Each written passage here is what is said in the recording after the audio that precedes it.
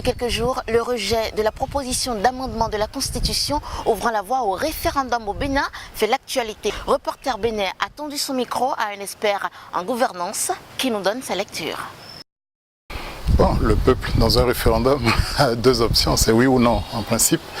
Et maintenant, puisque le vote de la prise en compte de la dernière proposition de loi portant changement ou révision de la Constitution n'a pas prospéré pour emporter, disons, ratification définitive, sinon révision définitive. Donc nous sommes contraints au référendum à condition que le président de la République y consente. Il a la faculté de convoquer le corps électoral sur la base de ce résultat pour lui soumettre la question de savoir si oui ou non, effectivement, le peuple souverain, je le répète, va dans le sens souhaité par les 3/4 des députés.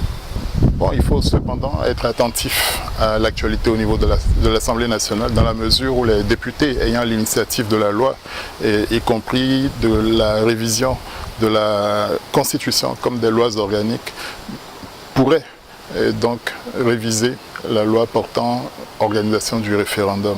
Et donc de ce fait, on ne sait dans quelle direction finalement on irait. Mais en l'état, en l'espèce, le chef de l'État a tout lieu de le faire dans les 4 mois au minimum ou d'attendre le bon moment. Quels sont les enjeux de cette modification de la loi organique sur le référendum?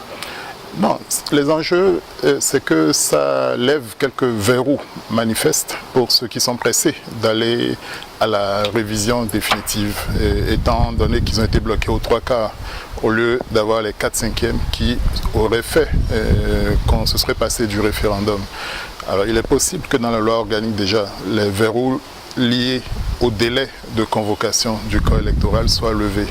Il est possible également que d'autres conditions gênantes apparemment soient levées, mais c'est encore la Cour constitutionnelle d'abord qui appréciera et ensuite le chef de l'État au finish de l'opportunité ou non d'aller à un référendum sur cette question précise. Mais en tout état de cause, les amendements tels que soumis ne sauraient plus être modifiés. Il y a une petite difficulté technique dans la mesure où 2, au moins, sinon 3 des questions abordées par les amendements n'auraient pas dû nécessiter un référendum. Je m'explique.